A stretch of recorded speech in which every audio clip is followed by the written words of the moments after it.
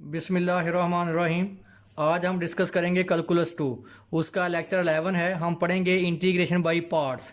Integration by parts में हमारे पास दो फंक्शन होंगे, u एंड v। u भी function of x, v also function of x।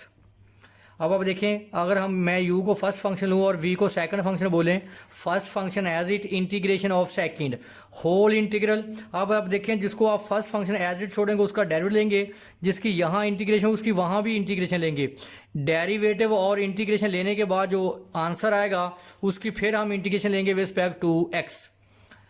दोबारा एक्सप्लेन कर देता हूँ। First function as it integration of second minus whole integral, first का डेरिवेटिव सेकंड की इंटीग्रेशन, जो इन दोनों का इंटीग्रेशन और डेरिवेटिव लेने के बाद आंसर आएगा उसकी again integration. How to choose first function, हमने फर्स्ट फंक्शन कैसे चूज करना है उसके बारे में ज़रा आप देखिए। मैं इसको अच्छे तरीके से आपको ब्रीफ कर देता हूँ कि फर्स्ट फंक्शन आप कैसे चूज़ करेंगे। फर्स्ट फंक्शन आपने कैसे चूज़ करना है। अब आप देखें, अगर तो आपके पास साइन इनवर्स एक्स या टेंजेंट इनवर्स एक्स है, उसके साथ कोई फंक्शन आ जाए, एक्स स्क्वायर आ जाए या ई की पावर एक्सपोनेंशियल फंक्शन आ जाए, तो आपने बेटा इनवर्स को हमेशा फर्स्ट फंक्शन लेना है और पोलिनोमियल को सेकंड। इनवर्स को फर्स्ट फंक्शन और एक्सपोनेंशियल को सेकंड फंक्शन। इसका मतलब है कि आप इनवर्स को हमेशा फर्स्ट फंक्शन लेंगे और उसके साथ जो भी फंक्शन होगा उसको आप सेकंड लेंगे।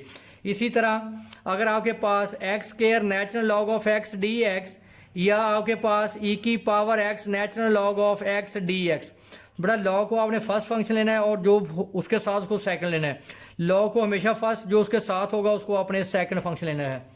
इसका मतलब है इनवर्स, अगर इनवर्स फंक्शन यानी साइन इनवर्स टेन इनवर्स किसी फंक्शन के साथ आए तो वो इनवर्स को आपने फर्स्ट फंक्शन लेना है। अगर लॉग के साथ कोई फंक्शन आए तो आपने लॉग को फर्स्ट लेना है और दूसरे फंक्शन को आपने सेकंड बोलना है। और नोट कर लें, sine inverse x log of x, यानी दोनों फंक्शन कभी भी एक साथ नहीं आएंगे। अगर आपके पास x cos of x d x, यानी ना आपके पास इनवर्स फंक्शन हो ना आपके पास लॉग हो, यानी उसके अलावा कोई फंक्शन हो, तो आपने हमेशा एक्स को फर्स्ट फंक्शन लेना है और साथ जो होगा उसको आपने सेकंड फंक्शन लेना है। इसका मतलब तीसरी कंडीशन ये है कि ना इनवर्स इसमें हो ना इसमें लॉग हो, तो आपने देखना है जो पोलिनोमियल ऑफ एक्स जो एक्स की शक्ल में होगा उसको फर्स्ट फंक्शन लेंगे और दूसरे को सेकंड। तीसरी कंडीशन ये भी है कि ई की पावर एक्स और साइन एक्स, यानी आपके पास एक्सपोनेंशियल फंक्शन हो साथ आपके पास ट्रिग्नोमेट्रिक फंक्शन हो, तो बेटा इसको आपकी मर्जी है, जिसको मर्जी फर्स्ट लें जिसको मर्जी सेकंड लें, क्योंकि एक्सपोनेंशियल फंक्शन की ना इंटीग्रेशन खत्म होगी ना डेरिवेटिव। इसी तरह आपके पास जो कॉज है ना इसका डेरिवेटिव खत्म होगा ना इसकी इंटीग्रेशन। इन फंक्शन को आप दो दफ़ा इंटीग्रेट करेंगे दोबारा यही फंक्शन आ जाएगा। यानी कहने का मतलब है, अगर एक्सपोनेंशियल फंक्शन है और ट्रिग्नोमेट्रिक फंक्शन है, इनको आप दो दफ़ा इंटीग्रेट करेंगे तो दोबारा हमारे पास वही फंक्शन आ जाएगा। तो अब आप इसको मैं आपको एक्सप्लेन कर देता हूँ। तो हम इसको इंटीग्रेट करेंगे। फर्स्ट है, मैंने लिखा है कि इनवर्स फंक्शन हमेशा फर्स्ट फंक्शन टेक करेंगे। अगर आपके पास लॉगरिथमिक फंक्शन है, दो फंक्शन में से एक फंक्शन लॉगरिथमिक है, तो आप लॉग को फर्स्ट फंक्शन लेंगे। और साइन इनवर्स कॉज इनवर्स कभी भी लॉग के साथ नहीं आते, ये दोनों फंक्शन एक साथ नहीं आएंगे। अगर साइन इनवर्स कॉज इनवर्स या लॉग उस फंक्शन में मौजूद नहीं है, दोनों उस फंक्शन में मौजूद नहीं है, तो आप किसको फर्स्ट फंक्शन लेंगे? लॉग को। हमारे पास पहला क्वेश्चन है, हम थॉमस को डिस्कस कर रहे हैं, थॉमस की बुक को, उसका एडिशन 12 है। एक्सरसाइज है हमारे पास 8.1, उसके क्वेश्चन नंबर है 1 से 10। क्वेश्चन 2 मैंने लिया है, ये हमारे पास है theta cause of pi theta, cause of pi theta, यहाँ बेटा पाई एज कांस्टेंट है। तो आप देखिए ना इसमें इनवर्स फंक्शन है और ना इसमें लॉग है, तो बेटा फिर किसको लेंगे आप? एक्स को, थीटे को, वाई, जो भी वेरिएबल लिखा हो यहाँ, थीटा फर्स्ट फंक्शन है और ये सेकंड। देखिए integration by parts, first function as it integration of second function whole integral. देखिए मैं जो आपने फर्स्ट है उसका डेरिवेटिव लेना है, जिसकी यहाँ इंटीग्रेशन उसकी वहाँ भी इंटीग्रेशन आएगी। तो आप देखें कॉज की इंटीग्रेशन साइन पाई थीटा, तो देखें जब इसका डेरिवेटिव लेंगे थीटा का डेरिवेटिव 1 तो क्या आएगा? पाई। तो बेटा इंटीग्रेशन में कांस्टेंट से डिवाइड करते हैं, डेरिवेटिव में मल्टीप्लाई। फॉर एग्जांपल आप लेते हैं डेरिवेटिव ऑफ साइन 3x, इसका डेरिवेटिव क्या आएगा? cos 3x। फिर लेंगे एंगल का डेरिवेटिव, तो क्या आएगा? 3। डेरिवेटिव में आप कांस्टेंट को मल्टीप्लाई करेंगे। अगर इसी की इंटीग्रेशन लें कॉज ऑफ 3x, तो देखें कॉस 3x की इंटीग्रेशन साइन 3x, फिर लें एंगल का डेरिवेटिव तो क्या आएगा 3 उससे डिवाइड करेंगे। तो डेरिवेटिव में कांस्टेंट से मल्टीप्लाई करते हैं, इंटीग्रेशन कांस्टेंट से डिवाइड करते हैं। देखिए पाई से मैंने डिवाइड कर दिया, थीटा का डेरिवेटिव 1, इसको इंटीग्रेशन ले तो साइन पाई थीटा ओवर पाई। अब आप देखें जब आप इसकी दोबारा इंटीग्रेशन लेंगे तो साइन की integration minus cos pi theta over pi, negative negative positive, pi से पाई को मल्टीप्लाई कर पाई स्क्वायर। नेक्स्ट हमारे पास है क्वेश्चन नंबर 6 है 1 to e x cube log of x d x. तो देखें अब इसमें पहले आपने देखना है इनवर्स को और लॉग को। अब आप देखिए इसमें लॉग है, लॉग को फर्स्ट फंक्शन लेंगे, इसको सेकंड। मैंने लफ्ज़ लिखा था अदरवाइज, अगर लॉग और इनवर्स ना हो फिर आपने एक्स को लेना है। अब देखें लॉग मौजूद है, लॉग फर्स्ट फंक्शन होगा और ये सेकंड। देखिए first function as it, second की इंटीग्रेशन, तो एक्स क्यूब की इंटीग्रेशन क्या होती है x 4/4 limit e to 1 minus first का डेरिवेटिव क्या होता है 1/x, सेकंड की इंटीग्रेशन x 4/4, इससे कैंसिल तो x क्या आ जाएगा 3।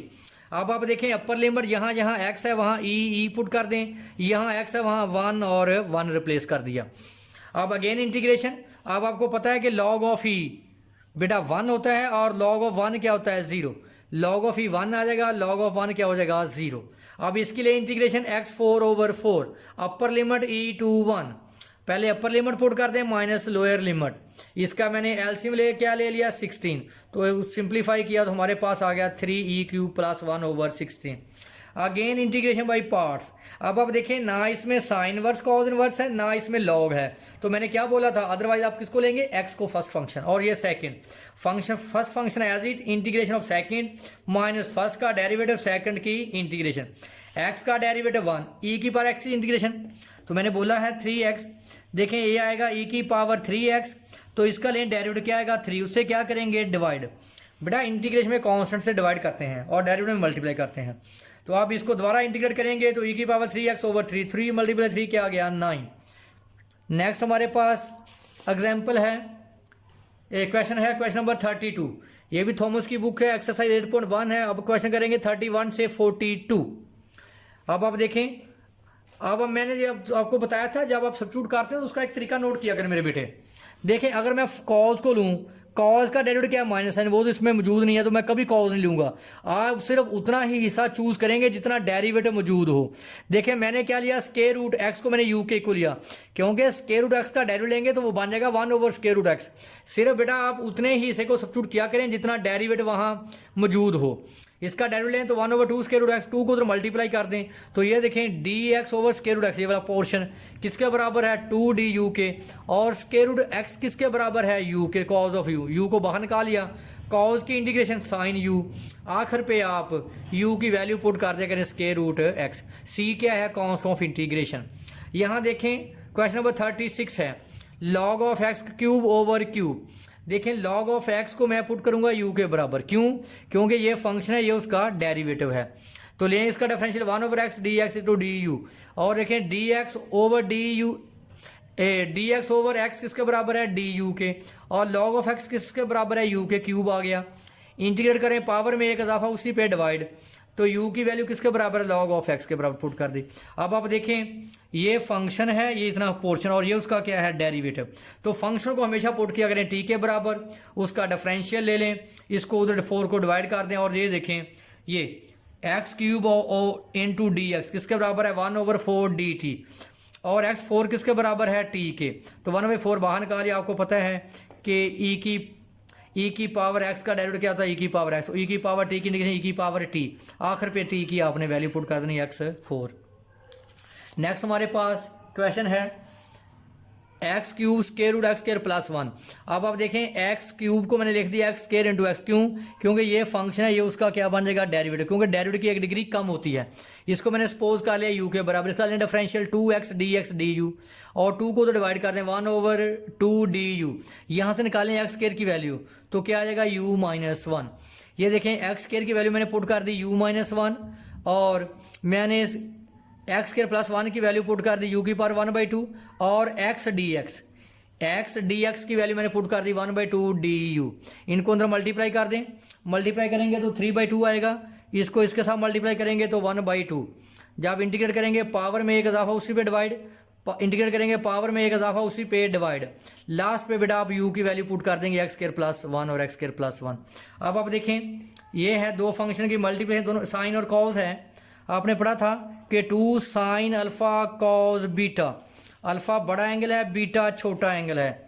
अगर दो फंक्शन की साइन और कॉज की मल्टीप्लिकेशन को सामने कैसे चेंज करते हैं, अगर साइन के साथ बड़ा एंगल हो, कॉज के साथ छोटा एंगल, दरमियान में प्लस आएगा, दोनों साइन आएंगे, sine alpha plus beta, sine alpha minus beta. मैंने 2 की कमी को पूरा करने के लिए 2 से मल्टीप्लाई भी कर दिया, 2 से डिवाइड भी कर दिया। बड़ा एंगल अल्फ़ा है, अल्फ़ा 3x है, छोटे एंगल को बीटा बोलेंगे, बीटा 2x है। देखिए साइन के साथ बड़ा एंगल है, कॉस के साथ छोटा, दोनों साइन आएंगे, दरमियान में प्लस आएगा। तो पुट करें अल्फ़ा प्लस बीटा, 3 + 2 क्या आ गया 5x, alpha minus beta 3 - 2x क्या आ गया x। साइन की इंटीग्रेशन क्या होती है -cos5, एंगल का डेरिवेटिव नीचे डिवाइड करते हैं 5, कॉस का क्या आ गया -5। तो बेटा नेगेटिव कॉमन निकाल लें तो -1/2 cos 5x/5 + cos of x + c। ये हमारे पास था टॉपिक इंटीग्रेशन बाई पार्ट्स का।